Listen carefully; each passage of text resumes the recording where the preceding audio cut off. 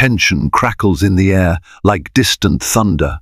The quiet streets of Virginia Beach bear witness to a sudden explosion of violence, a desperate encounter that pits life against death in a single heartbeat. At the center stands Desmond Price, a decorated black Navy SEAL struggling to reacclimate to civilian life. In an unexpected twist of fate, he crosses paths with a police officer in mortal danger. Trained instincts and moral duty compel him to act. However, what should be a triumphant rescue quickly spirals into chaos when law enforcement backup arrives and makes a terrible mistake. This is a story of heroism, prejudice, and ultimate justice that no one saw coming. Desmond Price had always believed his life would turn around after his honorable discharge from the Navy SEALs. His tours had taken him everywhere from the dusty heat of Afghanistan to covert missions off the coast of Somalia. After sustaining a knee injury in a training accident, he found himself medically retired before the age of 35, returning home to Virginia Beach with a chest full of medals and a head full of memories too dark to share freely. He had enlisted at 19, fully aware that black men in the military faced unique challenges. Yet he'd excelled during basic underwater demolition SEAL Bud S training at Naval Amphibious Base Coronado in San Diego, one of the few African Americans in his class to finish. His instructors had seen the relentless drive in him. He refused to wring out, refused to give up, no matter how freezing the nighttime surf or how grueling the punishing schedule. Over the years, Desmond had risen to every challenge, earning a reputation as someone who operated with quiet determination. Now that the dust of combat had settled, his biggest obstacle was an unrelenting case of insomnia and a sense of displacement. Civilians he encountered daily had no idea what he'd been through, nor did they comprehend the brotherhood he had lost upon returning to normal life. There were too many reminders of the war zone swirling around in his mind. He wanted to find peace, yet he had no idea how. One humid evening, Desmond found himself restless. Despite the mild ocean breeze drifting through his small backyard, when sleep failed to come, he hopped into his black Ford F-150 and drove aimlessly through the quiet streets of Virginia Beach. He wasn't sure where he was headed, maybe to pick up some groceries at Walmart, maybe to a local diner for a cup of coffee. He only knew that driving soothed him, that the motion eased the tension in his muscles.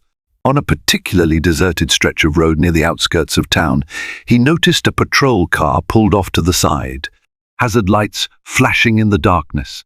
Intrigued and a bit concerned because there were no other cars in sight, Desmond slowed down.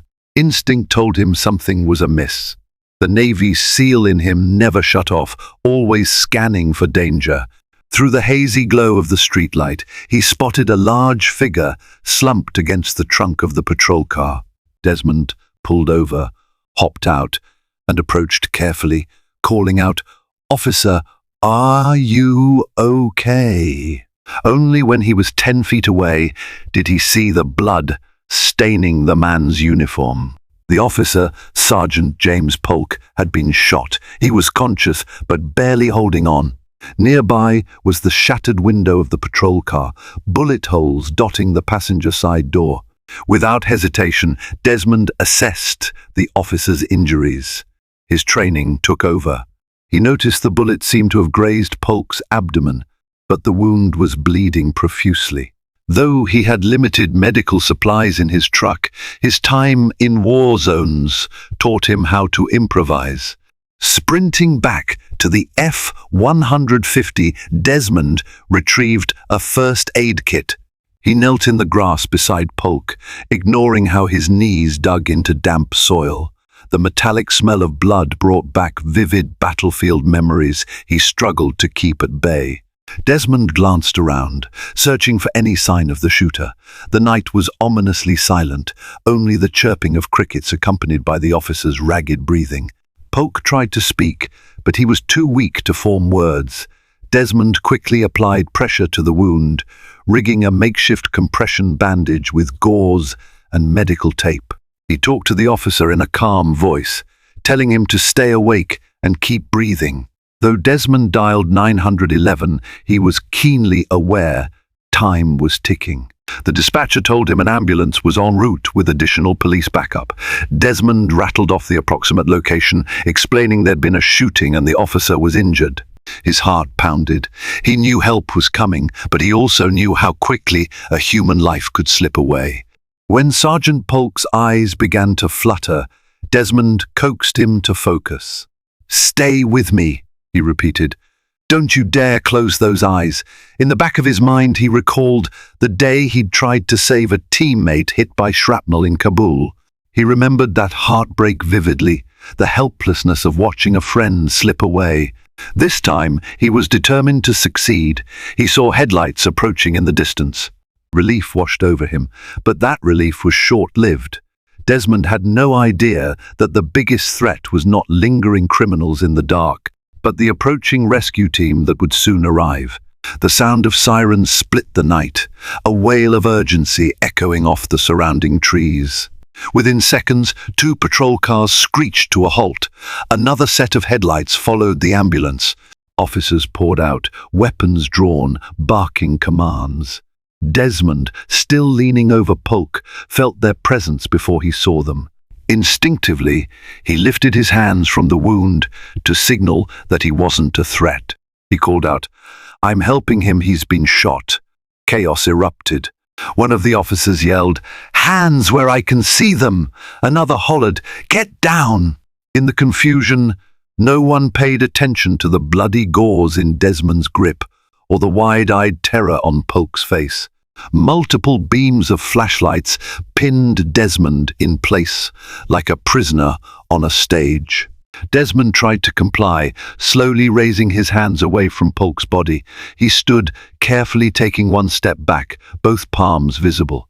Yet in a matter of seconds, the scene devolved.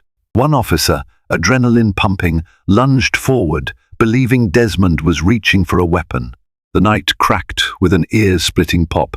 Desmond felt the burning sting of a bullet grazing his shoulder. He stumbled, feet tangling in the grass as his mind reeled in disbelief. Gasping in pain, Desmond dropped to his knees, more out of shock than surrender. The officer who fired stood there, trembling, gun still aimed. Other officers rushed in. Everything descended into a blur of screaming voices and sirens. The paramedics who arrived had to physically restrain one officer from tackling Desmond to the ground. The paramedics saw only a wounded man, 2 wounded men, in fact, and a swirling confusion that threatened to hamper their ability to save lives. Sergeant Polk, delirious from blood loss, tried to intervene. He mustered the last of his strength to shout, "He saved me!" But only the closest paramedic and a couple of other officers caught his words. In the midst of it all, Desmond clutched his shoulder, teeth gritted against the pain. Anger flared within him, but he knew better than to lash out. He had spent countless hours dealing with life-threatening situations. He needed to stay calm, or else risk being seen as hostile again. By the time paramedics began working on him and Polk simultaneously, Desmond could only marvel at the senselessness of what had just happened. Both Desmond and Sergeant Polk ended up in the same ambulance, strapped to gurneys side by side.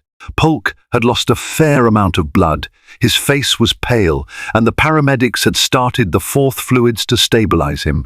Desmond's wound, though painful, was less severe, a lucky graze that, if it had been an inch to the left, might have shattered bone or caused permanent nerve damage. Inside the ambulance, one of the paramedics recognized Desmond's name from the dog tags he carried in his pocket. Surprised, she asked, "You were a SEAL?" He nodded, grimacing through the pain. She looked between the injured cop and the wounded SEAL, obviously piecing together that Desmond had been trying to help. But no matter the paramedic's words of reassurance, Desmond couldn't shake the humiliation of being shot by those who were supposed to protect him. He tried to focus on Polk, who was drifting in and out of consciousness. Guilt gnawed at Desmond. He wondered if he'd somehow escalated the situation by being there. But the rational side of him knew better. He had saved a life. He shouldn't have to apologize for that. At Centara, Virginia Beach General Hospital, the chaos continued. Officers swarmed the emergency room, some milling in the waiting area, others pressing doctors and nurses for updates. No one seemed to have a clear story. Rumors circulated that the black man who arrived was the suspect who shot Sergeant Polk. Others insisted he was the hero who saved the officer's life. Still others had no idea what to think. By the time a senior detective, Alicia Rourke, arrived on scene, the tension was palpable. Rourke had spent 15 years on the force and had seen her share of mishandled cases. She marched in, demanded the scene be secured, and told her subordinates to stand down. She learned quickly that Desmond was a retired Navy SEAL with no criminal record. According to preliminary evidence, there was no sign he'd fired any weapon that night.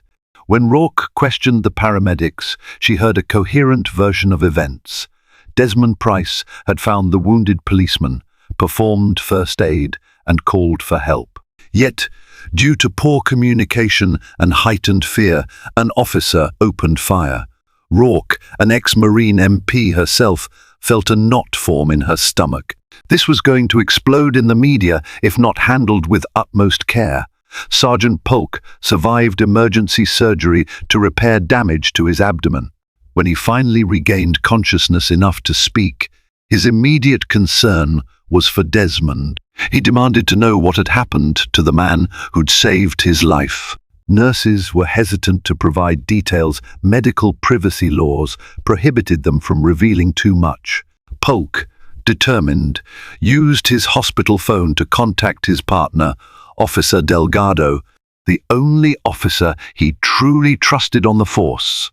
It was Delgado who filled him in on the swirling confusion. "Man, it's all over the precinct that a suspect was shot at the scene. But from what I'm hearing, that suspect was a good Samaritan. Some are saying he's a Navy SEAL. Are you telling me that guy saved your life?" With every sentence Delgado uttered, Polk's face contorted with anger. He tried to sit up, but the fourth lines and fresh stitches forced him to lie back. "Delgado," he said through gritted teeth, "I want the truth out there. This man did nothing wrong. He risked his neck for me.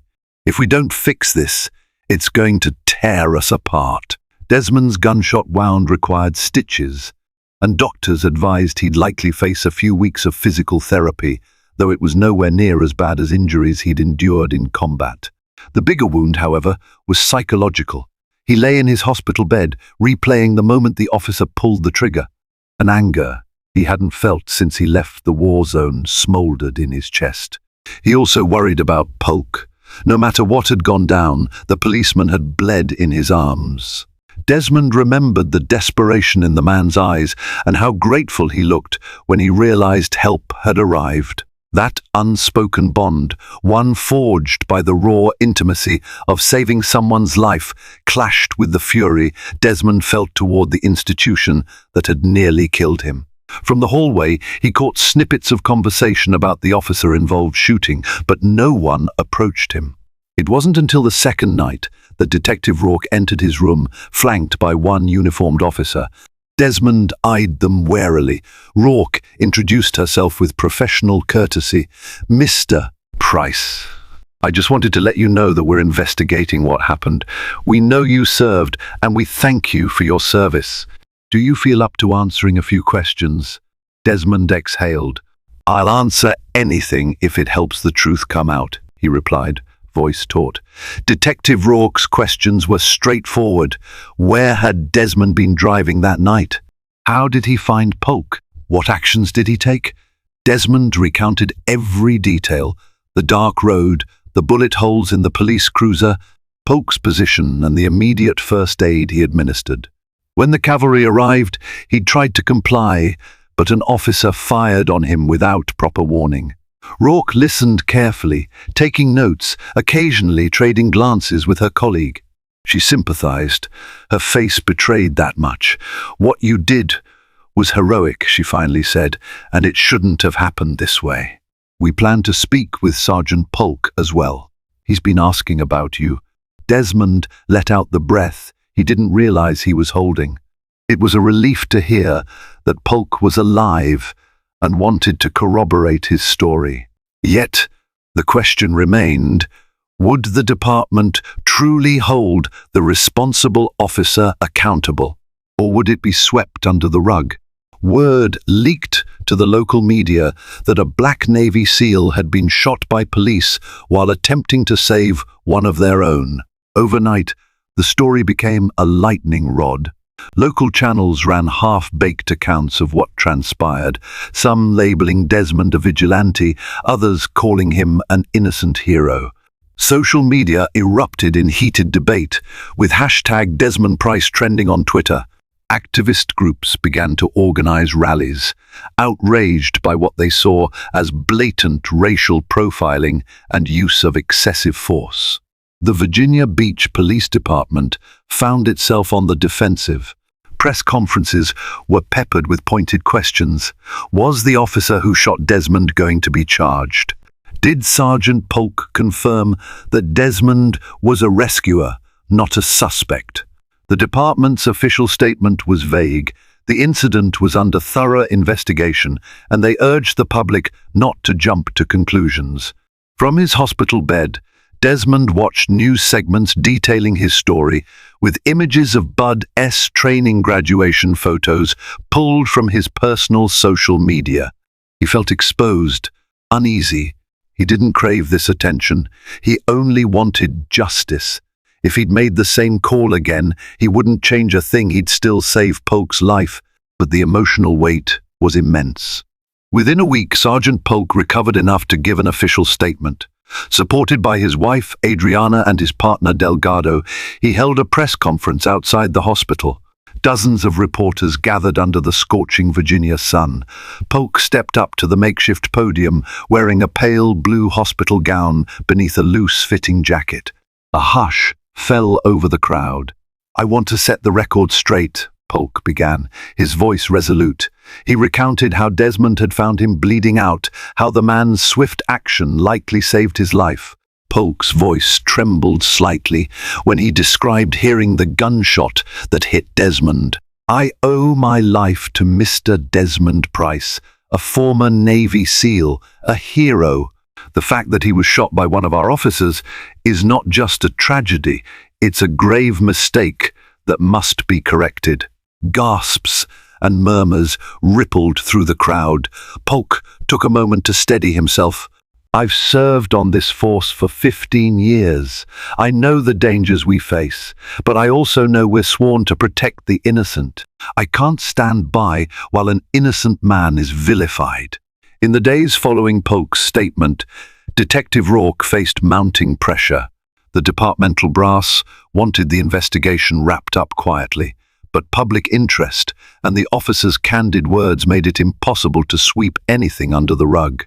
She discovered that the officer who fired the shot was Patrolman Michael Sutter, a relatively new addition to the force, with only 3 years of experience. As Rourke reviewed Sutter's record, her stomach churned. There were a few complaints of excessive force, mostly from minority suspects.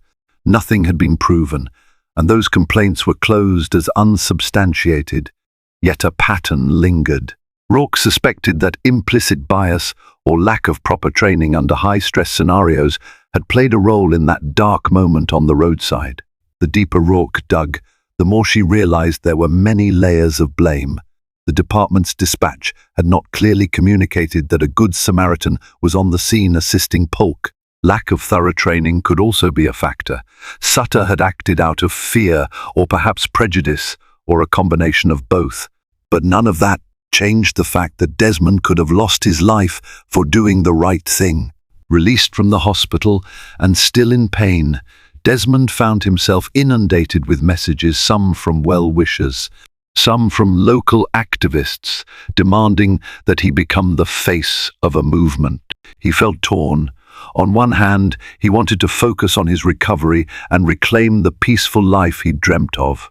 On the other, how could he walk away from a situation that needed to be addressed for so many people who lacked his platform? A local branch of a civil rights organization, referencing a similar incident from a few years ago in the same region, reached out to him for a possible partnership. They assured him they would support him if he decided to pursue legal action. They also wanted him to speak at a rally to raise awareness about police training reforms. Desmond's mother, Ruth, a retired nurse, added her voice to the mix. "Son, you nearly died. You're strong, but I've seen too many mothers lose their children to this kind of nonsense. If you can stand up for what's right, do it, but don't let it break you."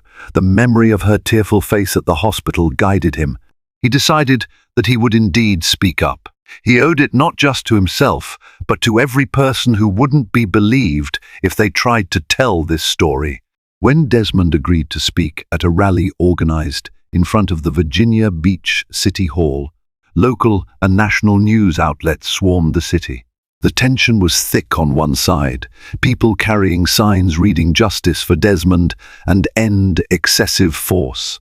On the other, a smaller group of law enforcement supporters shouted about respecting the police. Sergeant Polk watched from a distance, leaning on a crutch. He'd insisted on attending, though his doctors recommended rest. Standing at the microphone, Desmond felt a wave of anxiety. He was comfortable in covert operations, not public speaking. "I served this country because I believe in it," he began, voice resonating through the speakers. "I believe in the promise of liberty and justice for all. But I nearly lost my life to the very system I swore to defend." He paused, scanning the crowd, feeling the swirl of emotions. "I want better training, better communication, and better accountability so that this doesn't happen to anyone else, especially not to someone just trying to save a life." Thunderous applause erupted, mingling with the angry shouts from the opposing side. Cameras flashed. The tension in the air felt electric. Desmond caught Sergeant Polk's eye in the crowd. The officer gave him a faint smile and a respectful nod. Behind closed doors, the Virginia Beach Police Department was in turmoil. The chief, Martin Hayes, had served in law enforcement for over 25 years and was known for supporting his officers. But this situation threatened the entire department's credibility. The mayor and city council demanded answers, while civil rights groups threatened lawsuits. Chief Hayes summoned Detective Rourke, Officer Delgado, and Patrolman Sutter for a private meeting. Sutter appeared visibly nervous, eyes darting around the room. Rourke presented her findings.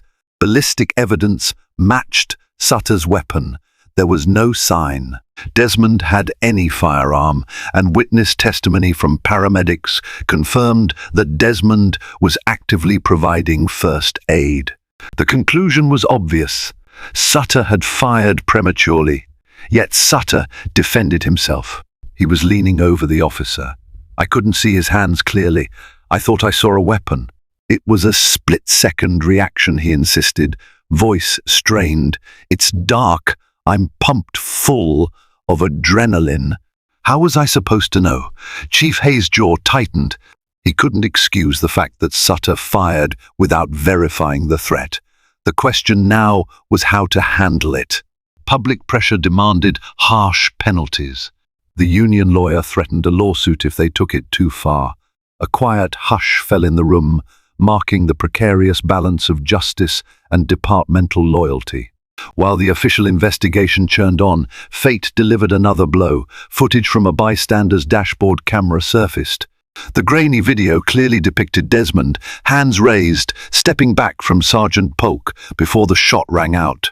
Even in low light, the freeze frame showed Desmond's posture was non-threatening, a far cry from the narrative of Sutter facing an immediate threat. This video leaked online, fueling widespread outrage and condemnation of the police department. Calls to fire Sutter intensified. Some demanded charges of attempted murder, though the legal standard for that was complicated. The video also fueled deeper questions. Would Sutter have reacted the same way if Desmond hadn't been a black man? Patrolman Sutter, under increasing scrutiny, tried to avoid the media, but a local reporter cornered him outside a coffee shop. Though Sutter refused to comment, the next day's headline read, Officer who shot Navy. SEAL refuses apology caught on camera. Sutter claimed he never said those words, but his public image worsened by the day. Amid the maelstrom, Desmond struggled to maintain normalcy. The bullet graze healed slowly, leaving a sharp pain that reminded him daily of how quickly a life can change. Emotional scars were deeper.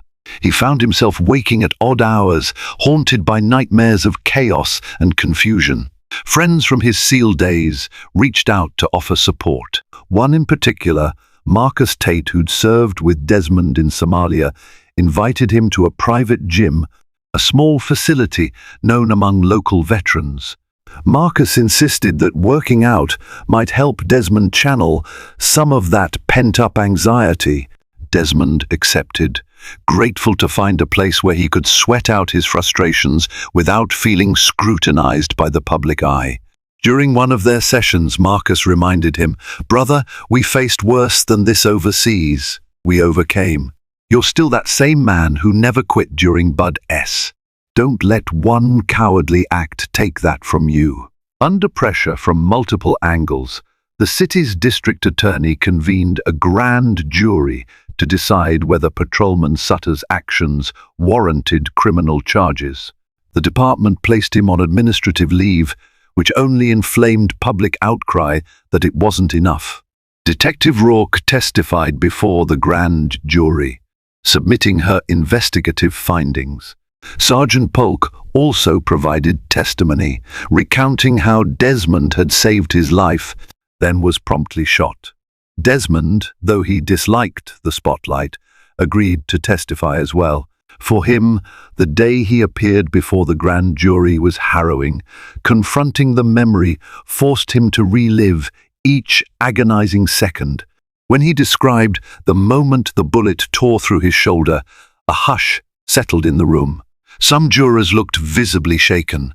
The grand jury deliberated for hours. In the end, they announced that Officer Sutter would be charged with reckless handling of a firearm and felony unlawful wounding. It was a major development. The city hadn't indicted a police officer for an on-duty shooting in decades. Though some activists wanted more severe charges, many saw this as a step toward accountability. Emotions on all sides ran high. Despite the indictment, the union provided Sutter a high-profile defense attorney, who appeared on news networks proclaiming Sutter was scapegoated for a tragic accident. The city braced for a heated trial that could tear the community apart. Meanwhile, civil lawsuits began to form. Desmond's attorney filed one for damages related to medical bills, emotional distress, and lost wages. An additional suit was filed on behalf of Sergeant Polk, who accused the department of negligence in dispatch communication and training. As these lawsuits gained momentum, certain powerful voices in the city council began pressuring Chief Hayes to resign. They felt he had allowed a culture of LAX accountability to flourish. Hayes, for his part, held on with white-knuckled determination. He argued that real reforms were needed, and stepping down now would leave the department rudderless. The entire city was a tinderbox, with no shortage of sparks flying. Despite their drastically different backgrounds, Desmond and Polk found themselves forging a unique bond.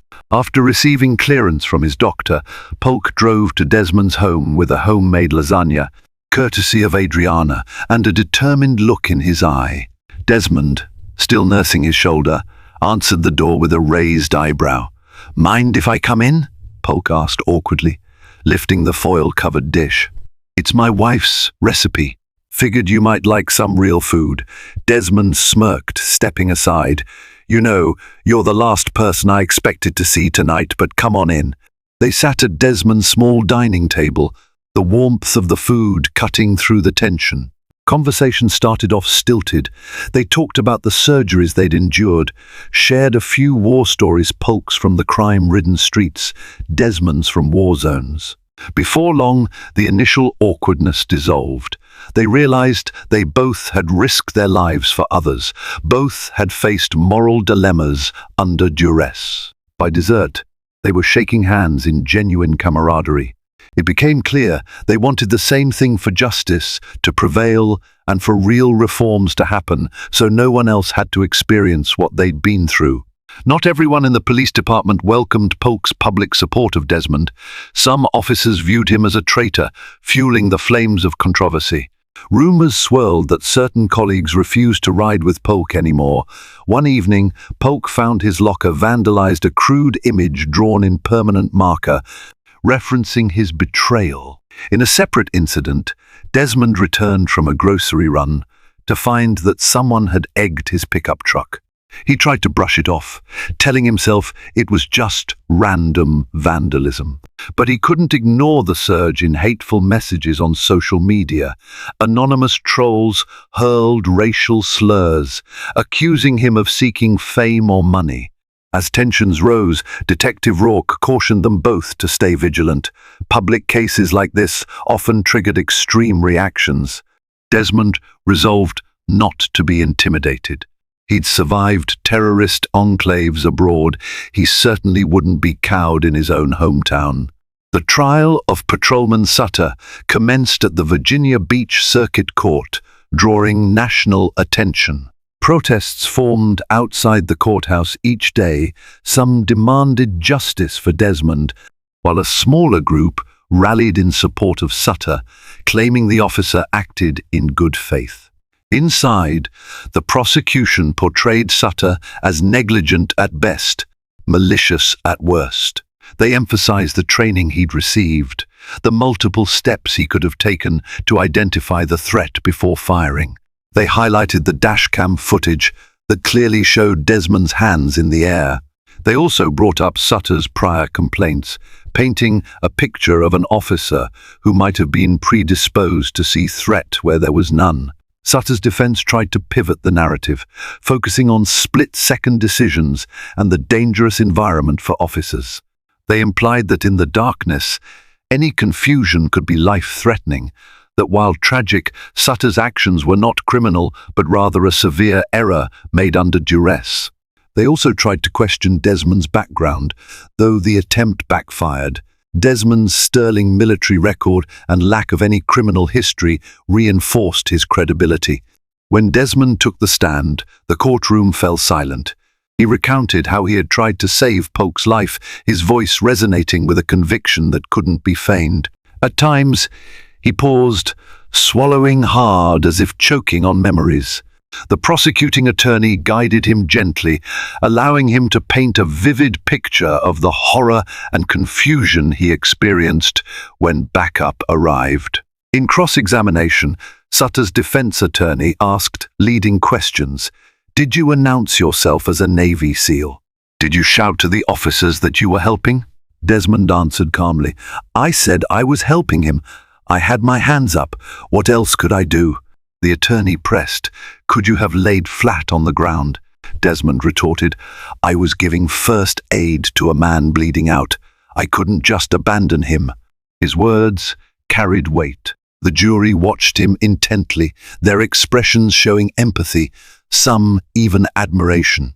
It was clear that if they doubted his actions at all, that doubt was slipping away with every sentence he spoke. After days of testimony and several hours of deliberation, the jury returned with a verdict. Patrolman Sutter was found guilty of unlawful wounding, a felony. As the foreman read the verdict, a hush settled over the court, followed by a flurry of shocked whispers. Sutter's face turned pale, his wife clinging to his arm. He faced potential prison time, though sentencing would come later. Outside, demonstrators cheered. Others stood stoic, uncertain of the implications. In a trembling voice, one local reporter described this outcome as a watershed moment for police accountability in the region. Meanwhile, the police union announced its intention to appeal, calling the verdict a miscarriage of justice. Yet, for many, it was a step in the right direction, a recognition that officers must be held accountable when they act recklessly, even under stress. In the weeks that followed, karma seemed to strike swiftly at those who tried to bury the truth. Officer Sutter's personal life unraveled under the weight of criminal conviction and intense media scrutiny. He resigned from the department before the final sentencing, and rumors circulated that he struggled to find any form of stable work. Meanwhile, internal affairs swept through the department, auditing training records and reviewing complaints. Several other officers with questionable use of force incidents faced renewed investigations. Some were demoted or resigned under pressure. Chief Hayes, battered by political backlash, announced his early retirement. It was widely rumored that the city council forced his hand. A wave of reforms were pushed through: local government improvements in dispatch procedures, mandatory de-escalation training, and community policing initiatives. Detective Rourke was promoted to lead a newly created oversight division, reflecting the administration's desire to bridge the gap between law enforcement and the people they served. Sergeant Polk also experienced his own karmic moment of reckoning. Though he was the victim that night, he couldn't ignore the larger realities that Desmond's case illuminated. He thought back to times he might have treated suspects with undue suspicion or escalated situations out of fear. He realized his near-death experience, and Desmond's quick thinking had given him a second chance not just at life, but at self-reflection. Embracing that change, Polk applied for a transfer to the Community Outreach Division. He started volunteering at youth mentorship programs, speaking openly about his mistakes and biases. At first, it felt awkward, but the positive reception from the community helped him heal. He and Desmond stayed in touch, forging a bond that transcended the uniform or the bullet that nearly took Desmond's life.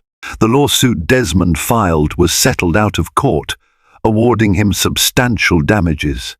Though money couldn't erase the trauma, it did allow him to focus on something he'd long dreamed of: starting a non-profit organization aimed at assisting veterans with crisis intervention and conflict de-escalation skills. He named it Guardian's Bridge, referencing the bridge SEALs must cross during Bud-S training and symbolizing the bridge between veterans and communities at home. Local businesses, inspired by his story, donated resources. Even the local Walmart made a generous contribution. Desmond channeled his experiences, both the heroism and the heartbreak, into building programs that trained veterans and first responders together, teaching them to identify and resolve high-stress situations before bullets flew. Desmond often reflected on the night that changed his life forever. Despite the pain and scars, something positive had emerged. He discovered a purpose beyond the battlefield, uniting communities, highlighting the need for empathy, training, and accountability in law enforcement. Though the city began to heal, the underlying societal issues were far from resolved. Prejudice and fear still simmered beneath the surface. But for the first time in years, people saw a glimmer of hope. Desmond became a beloved figure in the community, an embodiment of resilience and moral conviction. Every talk he gave, every training session he sponsored, reminded him of the vow he once took as a Navy SEAL, to serve with honor and never leave anyone behind. One breezy afternoon, Desmond stood on the shore, the Atlantic Ocean stretching before him, reminding him of his time in Coronado.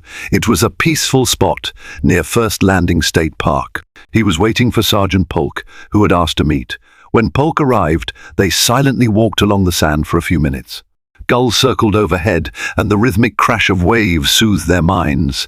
Polk finally spoke.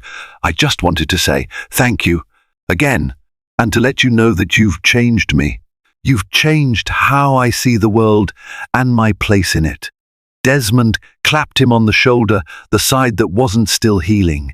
"I appreciate that.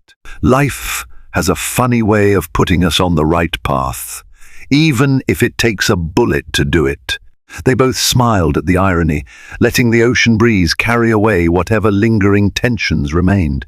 Meanwhile, in a small apartment on the other side of Virginia Beach, Michael Sutter faced the reality of his impending sentence.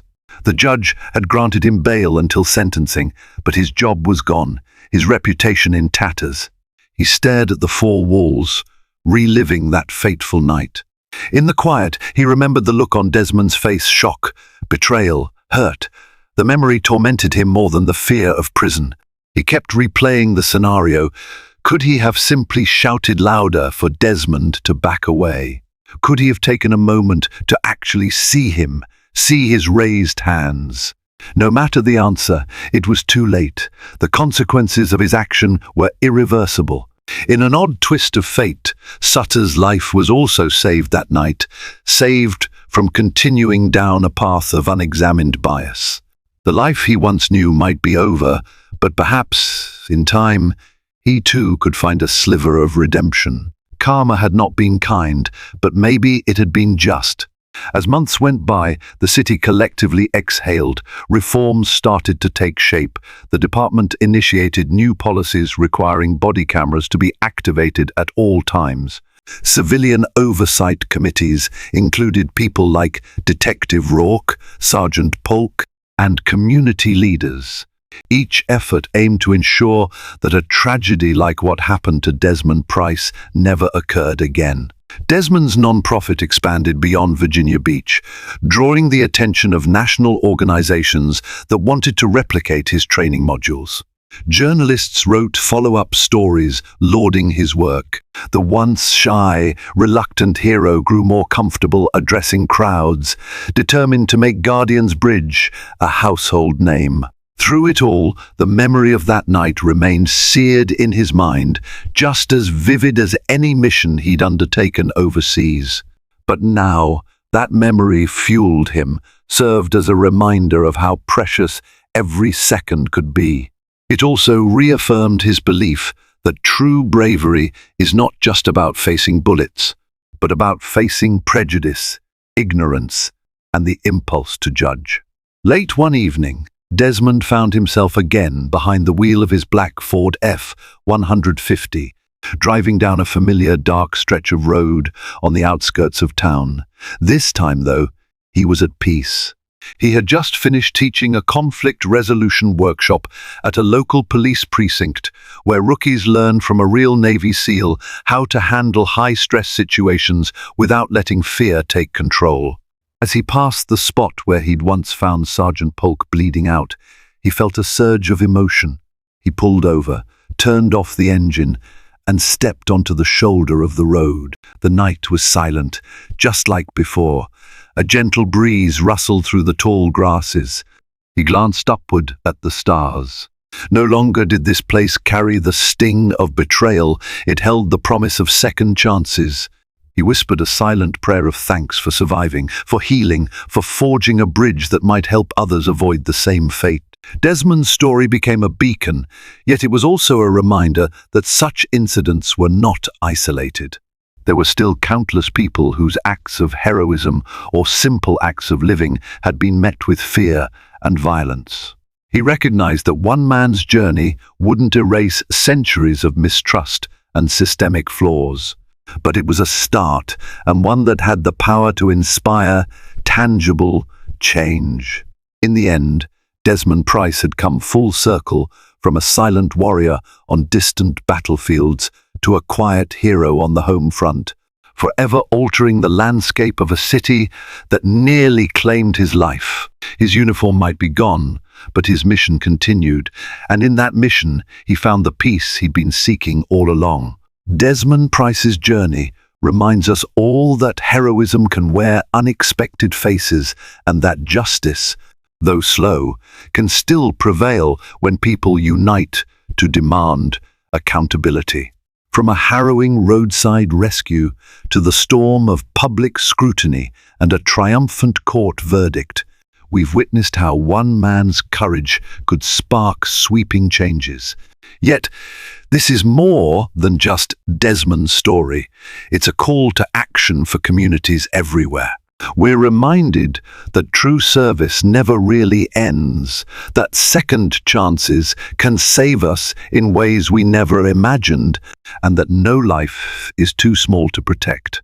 If this story moved you, if it made you think, feel, or see the world in a new light, then do us a favor. Like, share, and subscribe to our channel. Help us reach more people with stories that illuminate the power of empathy and the possibility of transformation. Together, let's keep hope and justice alive.